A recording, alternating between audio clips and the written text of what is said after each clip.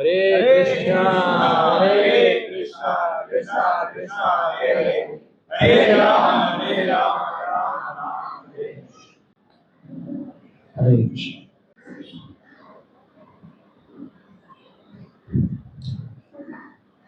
स्वागत है सभी लोगों का।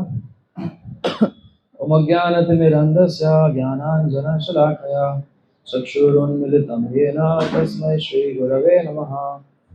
नमो विष्णुपादाय कृष्णप्रेष्ठाय भूतले श्रीमते भक्तिवेदान्तस्वामिनिति नामिने। नमस्ते सारस्वते देवे गौरवाणी प्रचारिणे निर्विशेषशून्यवादी पाश्चात्यदेशतारिणे। जय श्री कृष्ण चैतन्य प्रभु नित्यानंद श्री अद्वैत गदाधर श्रीवासादि गौर भक्तवृंद।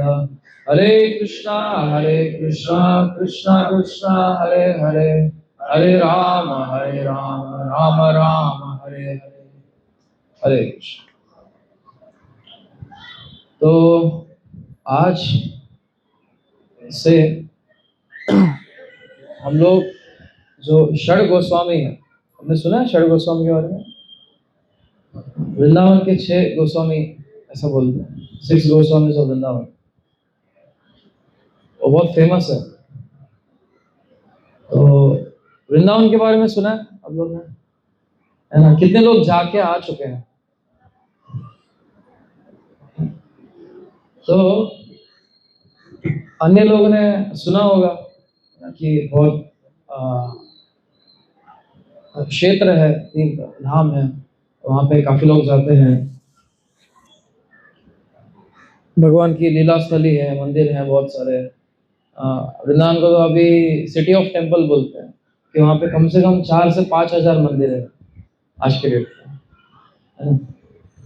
तो इसके बारे में हम इतना सुनते हैं, लेकिन एक समय पे, एक 500-600 साल पहले वृंदावन धाम जो था वो एक प्रकार से पूर्ण तरीके से लुप्त था।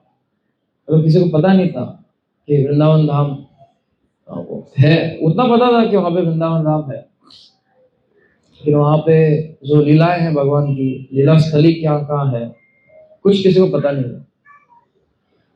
तो होता क्या है, हम लोग थोड़ा और हिस्ट्री के पीछे जाते हैं। हिस्ट्री में 5000 साल पहले कृष्णा स्वयं आते हैं और अपनी लीलाएं प्रदर्शित करते हैं इस भूतल पे। तो क्यों करते हैं भगवान ऐसा? भगवान बताते हैं, भगवद गीता में 2 कारण बताते हैं। जो असुर हैं उनका वध करने के लिए, और जो भक्त हैं वैष्णव है उनकी रक्षा करने के लिए, है ना?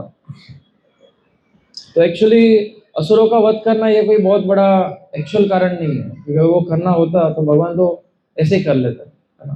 क्योंकि असुर का जो बॉडी है पूरा, वो कैसे बनता है, वो किस प्रकार से जीवित है, भगवान से उसको शक्ति मिलती है, तो तुरंत उसको मार सकते हैं। तो समझो अभी मेरे पास रिमोट है, अगर एसी का रिमोट होता ना, एसी रिमोट पे जो चलता है, तो अगर समझो मुझे एसी बंद करना है तो मुझे यहाँ से उठ के जाके उसके स्विच तक जाके बंद करने की आवश्यकता नहीं, यहीं से बंद कर सकते। अभी समझो मेरे पास पूरे शहर का जो लाइट है उसका ही जो पावर है उसका कंट्रोल है, तो मैं तुरंत पावर ही बंद कर दूं, सभी एसी बंद हो जाएंगे, है ना? तो उस प्रकार से है कि भगवान को अगर समझो एसी बंद करना, मतलब अगर असुरों को मारना, एसी बंद करना होता, तो भगवान को आवश्यकता नहीं कि हर एक जगह पे जाएंगे अलग अलग एसी बंद करेंगे, आवश्यकता नहीं, वो तुरंत कर सकते। लेकिन मेन कारण क्या है? वो आना चाहते हैं अपने भक्तों को अपनी लीलाएं दिखाने, क्योंकि हम सभी जो हैं भगवान के धाम में ही थे पहले, और उसको छोड़ के अभी यहाँ पर आए इस भौतिक जगत में, और भगवान को भूल चुके हैं स्व इच्छा से। लेकिन उससे हमारा कोई भला नहीं हो रहा है। हम लोग दिन ब दिन और कर्म बंधन में फंसते जा रहे हैं, एक के बाद एक जन्म ले रहे हैं, एक के बाद एक मृत्यु ले रहे हैं, और उसके बाद में बूढ़े हो रहे हैं, बीमारियां आ रही है, और कितने सारे प्रॉब्लम्स आते हैं हम लोग देखते हैं, है ना? कोई भूखा है, कोई बिना कपड़ों के है, कोई बिना घर के है, और बहुत सारे ऐसे परेशानियां देखते हैं। कोई माता पिता नहीं है। अभी मैंने वही पोस्ट देखा था एक, तो ऐसे तो एक पोस्ट है जो वायरल हुआ, ऐसे तो रोज कितनी घटनाएं घटती है जिसमें कितने सारे मतलब अपने करीबी रिलेटिव्स मर जाते हैं, या कोई बहुत प्यारी चीज होती है हमारी वो हमसे खो जाती है। कितने प्रॉब्लम्स होते हैं। तो ये जो दुखालय है उनको बाहर लेके जाओ, बाहर ही खेलेंगे बच्चे।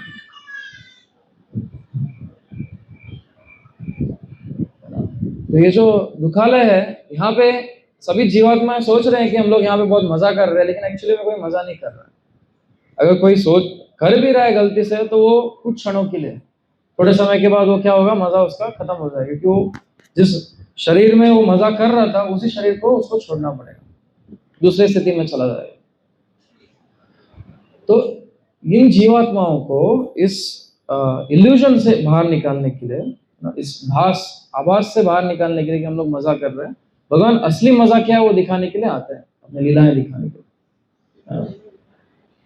तो वो भगवान लीलाएं करते हैं, फिर उसके बाद में कृष्णा चले जाते हैं वापस गोलोक। तो उनके जो प्राकट्य लीलाएं हैं वो समाप्त करते हैं, मतलब हमको नहीं दिखते। वैसे तो है, भगवान धाम में हमेशा रहते हैं, है ना, भगवान कभी धाम को छोड़ते नहीं है, इसलिए तो धाम का महत्व है।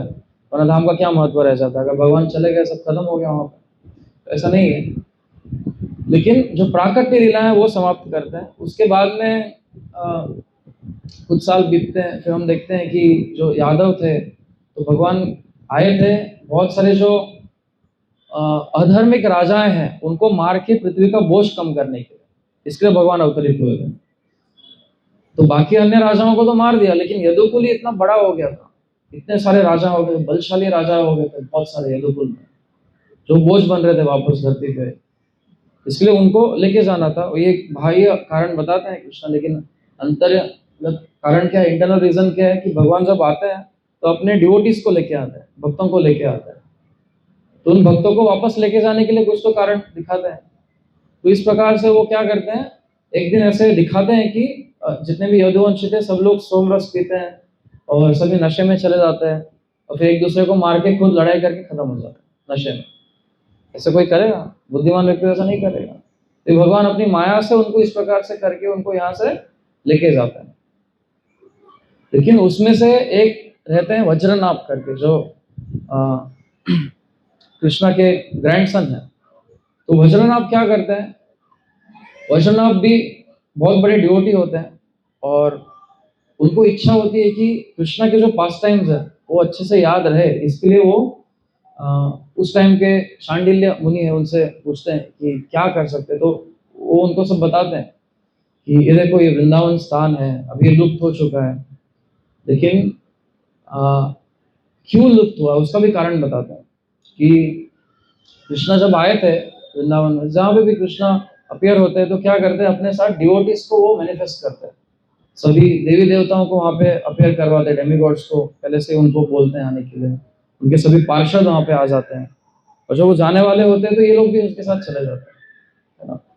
तो बता रहे थे कि जो कृष्णा के मेन पार्षद थे सभी, वो सब लोग चले गए, और अभी जो वहां पर है वो कंप्लीटली डिवोटीज नहीं है, लेकिन जो स्थान है वो तो धाम ही है भगवान का। तो इसलिए वो बोलते हैं कि आपको क्या करना है, आपको वृंदावन में जाके रहना है, मथुरा में रहना है, और वहां के सभी एरियाज को पॉपुलेट करना है, रीपॉपुलेट करना है। और इसमें उनकी सहायता करते हैं परीक्षित महाराज। परीक्षित महाराज जो है अर्जुन के पोते, वो बोलते हैं, उनको बोलते हैं कि जो भी आपको सहायता लगेगी आप कृपया सेवा के रूप में बताइए, मैं दूंगी। उनका किंगडम बहुत स्ट्रांग था, तो उनकी सहायता करते हैं, और इस प्रकार से वहाँ पे बहुत सारे ब्राह्मणों को भेजते हैं, क्षत्रियों को भेजते हैं, वापस वो रिपॉपुलेट होता है पूरा। लेकिन ओवर द पीरियड जैसे हम देखते हैं, फिर 5000 साल बीतते हैं, कलयुग हो जाते हैं, तो वापस पूरा जंगल बन गया था वृंदावन ऑलमोस्ट। मथुरा के कुछ एरियाज पॉपुलेटेड थे, लेकिन जो मेन जो लीला स्थली थे, है ना, वो पूरा जंगल बन गया था। 500 साल पहले चैतन्य महाप्रभु जो स्वयं कृष्ण है वो वहां पे जाते हैं, और वो वहां पे राधा कुंड, श्याम कुंड आपने सुना होगा। तो ये बहुत सारे जो भगवान के मुख्य लीला है उनमें से एक ये है राधा कुंड और श्याम कुंड, है ना। वहां पे जाके हमारा बहुत अध्यात्म में बहुत प्रगति होती है, ठीक है। लेकिन वही लुप्त हो गया था, किसी को पता ही नहीं था राधा कुंड कहाँ पर है, श्याम कुंड कहाँ पे, किसी को पता नहीं ऐसा। तो चैतन्य महाप्रभु उस समय, क्योंकि वो खुद भगवान है, तो अपने शक्ति से वो उसको डिस्कवर करते, रीडिस्कवर करते हैं और बताते यहाँ पे राधा कुंड था, यहाँ पे श्याम कुंड था। और षड गोस्वामी जिसकी मैं बात कर रहा था, उनको वो एम्पावर करता है। उसमें से भी मेन रूप गोस्वामी, उनको वो कैसे बोल सकते हैं हम लोग, उनको वो शक्ति देते हैं एक प्रकार से कि वो सभी जो लुप्त जगहें हैं उनको वापस ढूंढे। तो भगवान की जो लीला स्थली थे वो सब जो गायब हो चुके थे उसको वापस ढूंढे। अब इसमें कोई क्वेश्चन पूछ सकता है, हाँ देखो मैं बोल रहा हूँ ना कि ये जो महाभारत की ये सब घटनाएं, बनी बनाई घटना है ये सब, क्योंकि सब गायब हो गया है, कुछ हिस्टोरिकल इनके पास ये तो है नहीं अकाउंट, ये तो ढूंढ के निकल रहे। वैसा नहीं, मथुरा का जो कृष्ण का जन्म स्थान है वो तो वहीं पे था, जगह थी, लेकिन जो कृष्ण के जो लीला स्थली थे वो लिप्त थे, वो नहीं थे। हिस्टोरिकल अकाउंट्स आपको मिल जाएंगे, कोई हिस्टोरियन आएगा बोलेगा अरे कृष्ण एग्जिस्ट नहीं करते थे, उसको आंसर मिल जाएंगे उसके पहले। लेकिन कृष्ण ने जो लीलाएं की थी उसके जो स्थल थे वो नहीं थे, उसको इन्होंने रीडिस्कवर। तो ये जो लीला स्थली है, तो रूप गोस्वामी को चैतन्य महाप्रभु ने वो शक्ति दी थी कि वो उसको रीडिस्कवर करे। तो ये जो षड गोस्वामी है इनके बारे में हम लोग सुनेंगे अभी, क्योंकि हम लोग वृंदावन की जो महिमा सुन रहे हैं, समझ रहे हैं या देख भी पा रहे हैं, वो इनकी कृपा से हमको आज मिला है। वरना वृंदावन कुछ नहीं था, पूरा जंगल हो गया था, कोई वहां पे रहने को तैयार नहीं था, कोई मंदिर नहीं था। क्योंकि जैसे मैंने बताया 5,000 सालों में जो थे, 4,500 सालों में बहुत सारे इन्वेजन्स हुए ना, बहुत सारे बाहर के देश आए, राजा आए, अन्य धर्म के राजा आए, उन्होंने बहुत वहां पे लूट मचाया और सब कुछ तहस नहस कर दिया। यहाँ तक कि जो शास्त्र भी थे उसको भी समाधि के रूप में वो लोग रखते थे, क्योंकि वो जला देते थे शास्त्र को। जो बाहर के राजा होते थे वो क्या करते थे, शास्त्र को जला दो, गुरुकुल तोड़ दो, ब्राह्मणों को मार दो, पूरा जो धर्म का जो मेन बेसिस होता है, जो नॉलेज देते हैं, उसको ही पूरा खत्म कर देते थे। तो इस प्रकार से जो भी वहाँ की जो विग्रह थे, तो मैं बता रहा था कि वज्रनाभ जो है कृष्ण के पोते, उन्होंने क्या किया था, भगवान के अलग अलग विग्रह स्थापित किए थे अलग अलग लीला स्थलियों पर, है ना। उसमें से ऐसे कोई कोई लीलाएं थे, विग्रह थे जो स्वयं रुक्मिणी देवी ने भी दिए हैं, ऐसे भी विग्रह थे, जो बोल सकते हैं हम लोग कि जिन्होंने कृष्ण को देखा था सामने सामने, उन्होंने कंफर्म किया था कि ऐसे ही। तो इस प्रकार से बहुत सारे विग्रह थे जो वज्रनाभ ने स्थापित किए थे, वो ओवर द पीरियड सब कुछ डिस्ट्रॉय हो गया था। तो उस सबको वापस रीडिस्कवर इन्होंने किया। अभी हम बोल सकते हैं कि हाँ ये तो क्या है, तो सुनने में उतना मजा नहीं आ रहा है, लेकिन अगर वो नहीं वो सब रीडिस्कवर करते तो हम लोग कहाँ से आज वृंदावन जाते। कुछ पता नहीं होता किसी को राधा कुंड पता नहीं होता, गोवर्धन पर्वत पता रहता, गोवर्धन एक पर्वत है, वो तो बड़ा है तो उसको प्रॉब्लम नहीं है, लेकिन अन्य जो स्थान है और भगवान के जो विग्रह हैं बहुत सारे।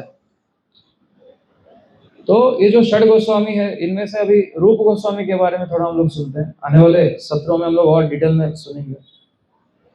तो रूप गोस्वामी वैसे तो ब्राह्मण परिवार से उनका जन्म हुआ था, सारस्वत ब्राह्मण परिवार से, और वो बहुत होशियार थे, बहुत बहुत ज़्यादा वो इंटेलिजेंट थे। उनको संस्कृत, अरेबिक, पर्शियन, ऐसे अलग अलग जो भाषाएं थी उस समय की, जो प्रख्यात भाषाएं थी, वो सभी उनको अच्छे से आती थी। तो उनके पिताजी जो थे वो भी उस समय का जो मुगल गवर्नमेंट था उसमें नवाब हुआ करते थे, वो बंगाल एरिया में वो रहते थे उस समय। तो वहाँ के जो नवाब थे उनके वो टच में थे इनके पिताजी। तो क्योंकि वो जानते थे वहाँ के रूलर की ये जो दो बच्चे हैं, रूप और उनके भाई थे सनातन, ये बहुत बुद्धिमान है, बहुत होशियार है, इसके लिए उन्होंने इनको फोर्स करके अपने गवर्नमेंट में लिया था, फोर्सिबली, कि आप क्या करो, हमारे गवर्नमेंट में काम करो। और उनका नाम भी चेंज कर दिया था, एक जन का नाम दबीर खास कर दिया था, दूसरे जन का शकार मलिक ऐसा कर दिया था। तो इस प्रकार से वो गवर्नमेंट इसमें थे, लेकिन उनको सभी वेद अच्छे से पता थे और अच्छे से ज्ञान था, और बचपन से ही वो बहुत डिवोटेड थे अपने लाइफ में। जैसे वो छोटे थे तो उन्होंने अपने घर के आंगन में ही दो छोटे छोटे पॉन्ड्स बनाए थे, उसको नाम दिया था, एक राधा कुंड एक श्याम कुंड है करके। और वो खेलते थे, भगवान की अलग अलग लीलाओं को इमिटेट करके खेलते थे। तो इस प्रकार से वो बहुत डिवोटेड थे बचपन से। लेकिन इस प्रकार से गवर्नमेंट में उनको जबरदस्ती खींच के लिया इनको पता था कि चैतन्य महाप्रभु जो है वो कृष्ण के अवतार है और वो आए हैं। इन दोनों दोनों भाई की बहुत इच्छा थी कि हमको जाके चैतन्य महाप्रभु से मिलना है, चैतन्य महाप्रभु का दर्शन करना है, उनका संग लेना है, उनकी सेवा करनी है। लेकिन ये गवर्नमेंट वाले उनको छोड़ नहीं रहे थे।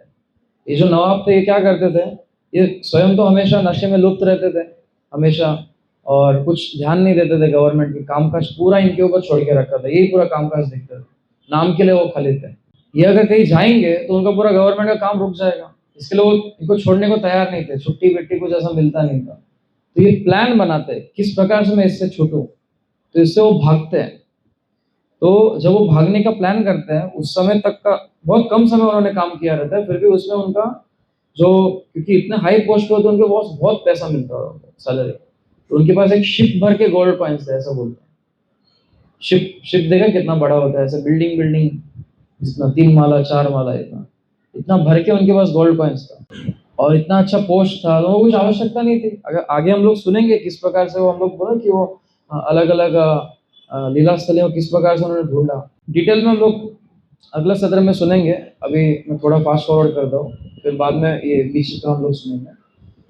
तो किसी प्रकार से वो बहुत संघर्ष करके ये जो भी धन है वो यहाँ वहाँ बांट के, क्योंकि उनके पास लास्ट में थोड़ा सा धन बचा था, कुछ 12 या 15 कॉइन्स बचे थे। तो वो रास्ते में जा रहे थे एक जगह पे, मतलब वो चल के जा रहे थे, मेन रोड नहीं लेके जा रहे थे, मेन रोड लेके जाएंगे तो गवर्नमेंट के लोग ढूंढ रहे थे उनको, वो पकड़ के वापस उनको काम पे लगा देते थे। तो ये जंगल के रास्ते से जा रहे थे, तो एक जन के घर पे वो ठहरे थे, तो गलती से वो जिनके घर पे ठहरे थे उनको पता चल गया था कि इनके पास गोल्ड कॉइन्स है। तो वो लोग प्लान बना रहे थे घर वाले कि कैसे इनको मार के इनका गोल्ड कॉइन्स है। तो रूप गोस्वामी वो इंटेलिजेंट थे, उनको समझ गया ये लोग ऐसा कुछ बना रहे थे। उन्होंने सामने से जाके बोल दिया, आप मुझे मारो मत, ये लो मेरे सब कॉइन्स रख लो आप, और मुझे यहाँ पे आज बस सोने को दे दो। तो उनको सोने को देते हैं, तो उस तरीके से वो निकल के जाते हैं। तो ऐसे बहुत संघर्ष था उनका, वो करके फिर वो फाइनली जाके चैतन्य महाप्रभु से मिलते हैं, और चैतन्य महाप्रभु उनको अलग अलग समय अलग अलग जगहों पे मिलते हैं। और दशोमेध घाट करके है जगह प्रयाग में, तो वहां पे वो उनको क्या करते हैं, 10 दिन के लिए पूरा भक्ति के बारे में समझाते हैं, और ऐसे बोलते हैं कि उनके हृदय में वो उनको जाके हर एक चीज रिवील करते हैं, और उनको आदेश देते हैं कि आप वृंदावन जाओ और वहां पे सभी लीला स्थलियों को वापस ढूंढो। दूसरा उनको आदेश देते हैं कि जो विग्रह है जो कहीं ना कहीं लुप्त हो चुके थे, तो उसको आप किसी ना किसी तरीके से ढूंढो। और तीसरा, भक्ति के ऊपर शास्त्र लिखो, जो हम देखते हैं अभी कुछ पिछले सत्र में हम लोग सुन रहे थे, उपदेशामृत के ऊपर सुन रहे थे, तो भक्ति के ऊपर आप शास्त्र लिखो। और चौथा, आप लोगों को दिखाओ अपने जीवन शैली से किस प्रकार से भक्ति की जाती है। ये उनको 4 आदेश देते हैं। तो इन 4 आदेशों को पालन करने के लिए वो वहां पे जाते हैं, रूप गोस्वामी। अभी जैसे मैंने बताया, हम लोग वृंदावन जाएंगे यात्रा में, तो क्या करेंगे, पहले सबसे पहले क्या करेंगे, डेट्स देखेंगे, होटल कुछ है अवेलेबल है नहीं रहने के लिए, तभी हम लोग जाएंगे, वरना नहीं जाएंगे। और फिर ट्रेन की टिकट्स देखेंगे, फ्लाइट की टिकट्स देखेंगे, बस के टिकट्स देखेंगे। वो वैसे नहीं, वहां पे गए, वहां पे पूरा जंगल है, कहाँ पे रुकेंगे, रुकने के लिए तो है नहीं। रुकने के लिए मथुरा में रुक सकते हैं, लेकिन वहां से वृंदावन दूर पड़ता है रोज आने जाने के लिए। वो क्या करते थे, हर रोज झाड़ के नीचे ही सोते थे ऐसे। और कौपीन कंटाश होते हैं, लोग जो षड गोस्वामी अष्टक पढ़ते हैं उसमें क्या बोला है कि उनके पास एक केवल 2 ही चीजें थी, एक था उनका कौपीन और दूसरा था जो कमंडल रहता है जिसमें पानी रहता है, बस 2 ही चीजें थी उनके। तो ऐसे गवर्नमेंट ऑफिसर जो इतने बुद्धिमान भी हैं और इतना सारा उनके पास धन है, अभी वो चाहे तो जाके एकदम हाई पोस्ट उनको मिल जाएगा, तुरंत उनको बहुत पैसा मिल जाएगा, वो सब छोड़ के वो यहाँ पे क्या कर रहे हैं, इस प्रकार से सेवा कर रहे हैं। तो यहाँ से हमको सीखना चाहिए। जो षड गोस्वामी अष्टक है उसमें एक श्लोक आता है, नाना शास्त्र विचार नैक निपुणौ सद्धर्म समस्थापकौ लोकानाम हितकारिणौ त्रिभुवने मान्यौ शरण्या करो। कि वो अलग अलग शास्त्र पढ़ के उसमें एकदम निपुण थे शास्त्रों में, तो अलग अलग शास्त्र को स्टडी करके क्या करते हैं, जो धर्म है सद्धर्म की स्थापना करते हैं। जैसे चैतन्य महाप्रभु ने उनको बताया था कि आप क्या करो, भक्ति के ऊपर शास्त्र लिखो, किसके लिए, लोकानाम हितकारिणौ त्रिभुवने, तीनों जो लोग हैं उनके हित के लिए। तो ऐसे जो डिवोटीज हो क्या, मान्य और शरण्या करो, they are worthy of taking shelter. मतलब ऐसे जो भक्त होते हैं, वैष्णव होते हैं, वो उनकी शरण लेने के वो योग्य है। ऐसे लोगों की हमको शरण लेनी चाहिए। ये ऐसे डिवोटी। और दूसरा, कोई बोलेंगे कि अच्छा ये तो बहुत वैरागी थे तो उनके बहुत फॉलोअर्स होंगे, हाँ, बहुत सारे उनके शिष्य होंगे। तो नहीं, कोई शिष्य नहीं थे बहुत सारे, क्योंकि जैसे ही बहुत सारे लोग आते थे वो वहां से चले जाते थे। तो ऐसा नहीं कि कोई उनसे कुछ पूछना चाहे तो वो बताते थे, लोगों को प्रीच करते थे, लेकिन ऐसे बहुत फॉलोअर्स नहीं बना के रखते थे। ये बहुत फॉलोअर्स आएंगे तो भी एक प्रॉब्लम है, वो भी अच्छा नहीं है। उससे प्राइड आता है, फेम आता है, फेमस हो जाता है ना। जैसा अभी हम लोग देखते हैं, एक प्रकार से एग्जाम्पल हम लोग देख सकते हैं कि अब समझो कोई प्रचारक है, वो प्रचार कर रहे हैं, यूट्यूब चैनल बनाया है, मंदिर बनाया है बहुत सारे, तो बहुत लोग उनको फॉलो करने लगते हैं, बहुत फेमस हो जाता है, एक फेमस पर्सनालिटी बन जाता है। हाँ। तो यहाँ पर चैतन्य महाप्रभु एकदम हाईएस्ट स्टैंडर्ड सेट करना चाहते हैं, एकदम हाईएस्ट स्टैंडर्ड। तो उत्तम अधिकारी, तीन प्रकार के भक्त हम लोग बोलते हैं, तीन प्रकार के होते हैं। एक होते हैं कनिष्ठ अधिकारी, दूसरे होते हैं मध्यम अधिकारी, तीसरे होते हैं उत्तम अधिकारी। तो ये उत्तम अधिकारी के श्रेणी में आके सेवा कर रहे थे, एग्जाम्पल सेट कर रहे थे। तो जब हम लोग प्रचार करने जाते हैं तो भक्त को मध्यम अधिकारी पे आना पड़ता है, क्योंकि उत्तम अधिकारी रह के वो प्रचार नहीं कर पाएगा। क्योंकि उत्तम अधिकारी का जो विचार होता है, ऐसा होता है कि मैं बहुत पतित हूँ और बाकी सब जो है वो बहुत एडवांस है, महान है, मैं पतित हूँ, ऐसा वो सोचता है। लेकिन वो कंप्लीटली फ्री हो चुका होता है अपने सभी अनर्थों से, तो वो खुद को पतित समझ के गलत लोगों के पीछे भागेगा नहीं। उसको पता है सच क्या है, तो उसको प्रॉपरली फॉलो करेगा, और रियलाइज हो चुका है। अगर कनिष्ठ अधिकारी, मतलब हमारे जैसे अगर हम सोचेंगे कि अरे नहीं मैं तो बहुत पतित हूँ, मुझे कुछ नहीं आता, तो कोई भी हमको आगे कुछ भी बोलेगा हम उसको मानना चालू करते हैं, क्योंकि हमको सच अच्छे से पता नहीं है, अवगत नहीं हम अभी भी, है ना। तो इस प्रकार से ये जो रूप गोस्वामी थे तो इतने एडवांस लेवल पे थे कि फॉलोअर्स को भी वो केयर नहीं करते, नहीं कोई फॉलोअर्स भी नहीं चाहिए और धन भी नहीं चाहिए। जैसा भी एक ऐसा होता है, उनके भाई है सनातन गोस्वामी। तो एक बार ऐसा होता है कि एक लीला है जिसमें एक विग्रह है मदन गोपाल करके, उनका नाम मदन गोपाल था, बाद में उनको मदन मोहन नाम देते हैं। मदन मोहन टेम्पल आपने सुना होगा। तो सनातन गोस्वामी, ये टेम्पल पहले नहीं था, पहले वो विग्रह था केवल। उसको एकदम पहले माधवेंद्रपुरी उसकी सेवा करते थे। फिर माधवेंद्रपुरी ने किसी ब्राह्मण को दिया था, उस ब्राह्मण ने सनातन गोस्वामी को विग्रह दिया। तो माधवेंद्रपुरी कौन है? चैतन्य महाप्रभु के गुरु के गुरु, जो ईश्वरपुरी है, चैतन्य महाप्रभु के गुरु है ईश्वरपुरी, उनके गुरु माधवेंद्रपुरी। तो वो जो विग्रह है वो किसी ब्राह्मण के घर पे था, और वो जो ब्राह्मण है वो उनकी सेवा करते थे अपने पुत्र के रूप में। तो वो उतना प्रॉपर रूल्स सब फॉलो नहीं करते थे, ऐसे उनको बहुत, लेकिन वो प्रेम पूर्वक सेवा करते थे। तो सनातन गोस्वामी आते हैं, उनको बोलते हैं कि है ना ऐसा नहीं करना चाहिए, आपको रूल्स फॉलो करना चाहिए। उनको सभी शास्त्रों में से बताते हैं सब कुछ, और वो जो ब्राह्मण है वो कन्विंस हो जाते हैं, बोलते हैं कि मैं ऐसे फॉलो करूंगा। लेकिन उसी दिन रात को दोनों, सनातन गोस्वामी और ब्राह्मण दोनों के सपने में कृष्णा आता है, ये मदन गोपाल जो विग्रह वो आते हैं और बोलते हैं कि ये जो ब्राह्मण है जिस तरीके से मेरी पूजा करते हैं मुझे पसंद है ना, तो आप इनको कुछ सिखाओ मत, चेंज मत कराओ, ऐसा सनातन गोस्वामी को बोलते हैं। और ब्राह्मण को भी बोलते हैं कि आप जिस तरीके से करते हो मुझे पसंद है। और ब्राह्मण को बोलते हैं लेकिन अभी से आप मुझे सनातन गोस्वामी को दे दो। और सनातन गोस्वामी को बोलते हैं कि वो ब्राह्मण जिस प्रकार से कर रहा था ना वो मुझे पसंद था, तो आप उनको कुछ सिखाओ मत। और दोनों को बोलते हैं कल दोनों आके मिलो, ऐसा। तो इस प्रकार से फिर दूसरे दिन दोनों आते हैं, मिलते हैं। तो फिर विग्रह, जैसे उन्होंने बताया था ब्राह्मण को कि आप मुझे सनातन गोस्वामी को दे दो, तो इस प्रकार से स्व इच्छा से वो क्या करते हैं, सनातन गोस्वामी के पास चले जाते हैं। और फिर सनातन गोस्वामी उनको वर्शिप करते हैं। सनातन गोस्वामी तो वैरागी थे, जैसे मैंने बताया कि वो झाड़ के नीचे रह रहे थे, कुछ था नहीं उनके पास। तो वो क्या करते थे, भगवान को जो आटा रहता है, आटा के जो गोला रहता है, बस उसको पानी डाल दिया, उसका गोला बना दिया, वो ऑफर करते थे। वो भगवान को नैवेद्य बोल के ऑफर करते थे। तो भगवान एक दिन उनके सपने में आते, बोलते ये क्या ऑफर कर रहे हो, थोड़ा नमक भी दे दो उसके साथ। हम लोग क्या करते हैं, आटे को सेकते हैं अच्छे से ना, उसमें घी लगाते हैं या तेल लगाते हैं, नमक भी उसमें लगाते हैं, अनलेस हम उसको किसी सब्जी के साथ नहीं खा रहे हो। कोई कोई नमक डालते, कोई नहीं डालते। तो ये केवल आटा देते थे उनको। तो ये बोलते सपने में, अरे मैं कहाँ से नमक लाऊं, उसके लिए मुझे कहीं जाना पड़ेगा, मैं तो वैरागी हूँ, आप इसी से काम चला दो, ऐसा उनको बोलते हैं। तो वो क्या करते हैं फिर, एक पास में यमुना नदी है, अगर हम लोग देखेंगे, मदन मोहन टेम्पल जो है वो एक हिल के ऊपर बना हुआ है, उसके पास में यमुना की नदी बहती है। तो वो नदी के द्वारा पहले यातायात होता था, ट्रैवलिंग करते थे लोग, तो बोट्स शिप्स जाते थे वहां से। तो एक बहुत धनी व्यक्ति होता है, उसका बोट जो है वहां पे वो फंसा देता है, और उसका एक क्या बोलते हैं, नमक का एक थैली रहता है उनके पास, वो भी किस तरीके से गिरा देता है। तो सनातन गोस्वामी समझ जाते हैं कि भगवान ट्रिक कर रहे हैं, इस तरीके से मुझे वो नमक लेके आने के लिए बोल रहे हैं, और वो जो है बोट वाला होता है, उससे बात करने के लिए मुझे बोल रहे हैं। और ये बोट वाले के साथ क्या होता है, उसका बोट अटक जाता है किस तरीके से, वो बहुत प्रयास करता है, निकलता ही नहीं है।